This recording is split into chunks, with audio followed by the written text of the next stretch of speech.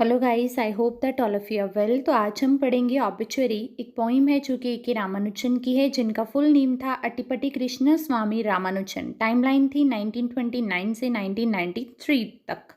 और इसमें सरकेसम यूज़ किया गया है कि कैसे एक फादर जो है बहुत सारी जिम्मेवारियां उस पर छोड़ गई। ऑब्चुअरी जो पोइम है ये फ्री वर्स में है, सरकेज़म का यूज़ हुआ है। इसमें ये बताया गया है कि एक अगर फादर की डेथ हो जाती है इंडियन फैमिली में तो उसकी सारी रिस्पॉन्सिबिलिटीज़ बेटे पे आ जाती हैं। तो स्टार्ट करते हैं। क्या है? Father when he passed on left dust on a table of papers, left taps and daughters of waiting grandson named by the toss of a coin after him. तो क्या कहना चाहता है पोइट? ये कहना चाहता है कि उसके जब पापा जो हैं वो पूरे हो गई, जब उनकी डेथ हो गई तो वो क्या छोड़ के गए? मिट्टी, धूल। किस पे? पेपर्स पे। और वो कागज किस चीज़ के थे? कर्जे के थे।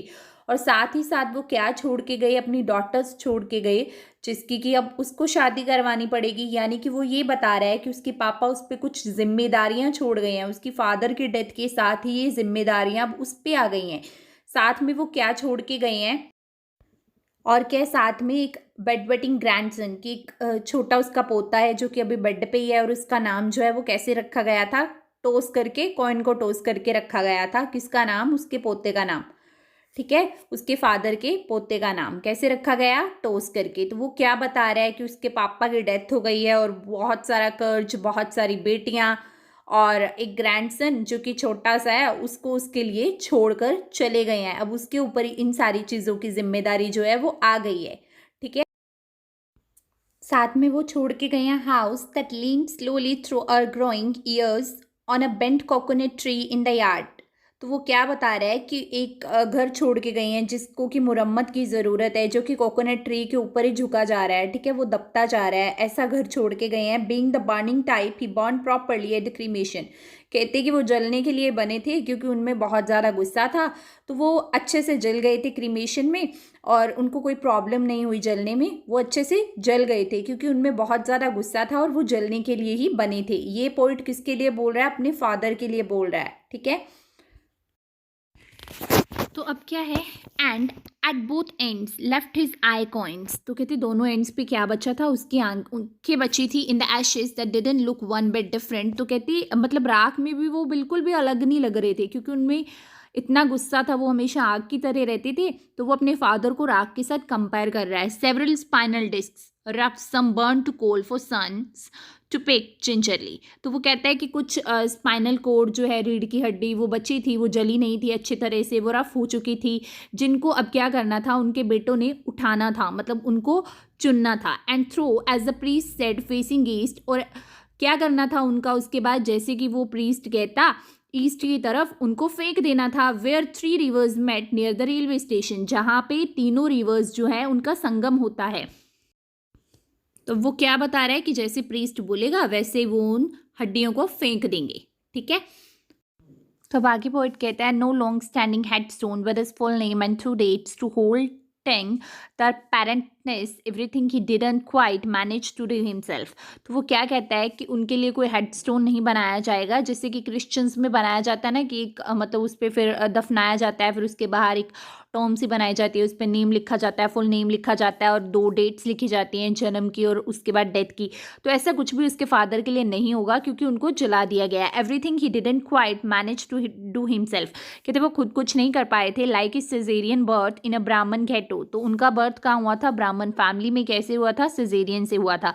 And is death by heart failure in the fruit market. और डेथ कैसे हुई? कि उनके दिल ने काम करना बंद कर दिया था। कहाँ पे? फ्रूट मार्केट में उनके दिल ने काम करना बंद कर दिया था, तो ऐसे उनकी डेथ हो गई। तो अब जो पोइट है वो अपने फादर के साथ खुंदक निकाल रहा है। वो ये बता रहा है कि उसके फादर का बर्थ सिजेरियन से हुआ था और डेथ हार्ट फेलियर से हो गई। उन्होंने आज तक लाइफ में कुछ भी नहीं करा, उनकी खुद की वजह से कभी भी कुछ अच्छा नहीं हुआ। तो ऐसा सब कुछ वो बता रहा है।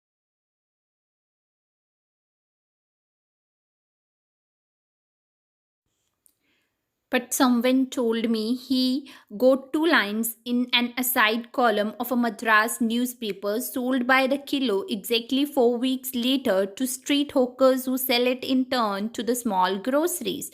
तो अब क्या है, किसी ने मुझे कुछ बताया कि उनकी दो लाइंस जो थी वो एक न्यूज़पेपर के कॉलम के अंदर छपी थी, जो न्यूज़पेपर क्या है किलो के भाव में, यानी रद्दी में बेच दिया जाता है, ठीक है। किनको? स्ट्रीट हॉकर्स को, जो कि ये सड़क के ऊपर होते हैं, जो क्या है छोटा छोटा सामान बेचते हैं, उनको ये वाला जो न्यूज़पेपर है वो रद्दी के भाव में बेच दिया गया था। उस न्यूज़पेपर में क्या था, 2 लाइन्स छपी थी, किसकी? ए के रामानुजन के फादर की, ठीक है।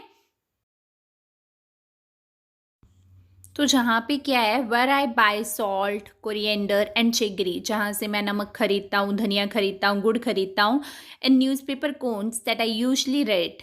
तो कहते हैं कि क्या है, न्यूज़पेपर के कॉर्न्स बनी होती हैं, उसमें वो मेरे को ये सामान डाल के देती है जिनको कि मैं कभी कभार पढ़ता भी हूँ। तो ऐसे वो न्यूज़पेपर के कोन बना के उसमें ये चीज़ें मुझे डाल के देते हैं। कौन? जो रद्दी वाले ये चीज़ें खरीदते हैं, फिर ऐसे सड़क पे जो सामान बेचते हैं उनको बेच देते हैं ये न्यूज़पेपर्स, और फिर वो हमें इनमें सामान डाल के देते हैं। तो क्या है, that I usually read for fun, जिनको कि मैं पढ़ता हूँ फन के लिए, and lately in the hope of finding this obituary lines. तो अब क्यों पढ़ता हूँ? ताकि वो मुझे वो 2 लाइन्स मिल जाएं। And he left us a changed mother, और उसके पापा उसके लिए क्या छोड़ के गए? एक बदली हुई माँ, ठीक है, जो कि अब गम में, शोक में बदल चुकी है। And more than one annual ritual, और एक एनुअल रिचुअल जो कि अब उनकी बरसी करनी पड़ेगी। तो अब पोइट क्या बताना चाहता है कि उसके जो फादर हैं उसके लिए कुछ नहीं करके गए, उसकी फैमिली के लिए कुछ नहीं करके गए। क्या करके गए हैं? बहुत सारी जिम्मेदारियां छोड़ गए हैं, बहुत सारा कर्ज, बहुत सारी बेटियां जिसकी कि अब उसको शादी करनी है, एक बदली हुई माँ छोड़ के गए हैं, और एक एनुअल रिचुअल भी अब उनको करना पड़ेगा। तो पोइट इस पोएम में ये बताता है, ठीक है। तो इसी के साथ जो ये पोएम है ख़त्म होती है। आई होप कि आपको ये पोएम अच्छे से समझ में आ गई होगी। Thank you.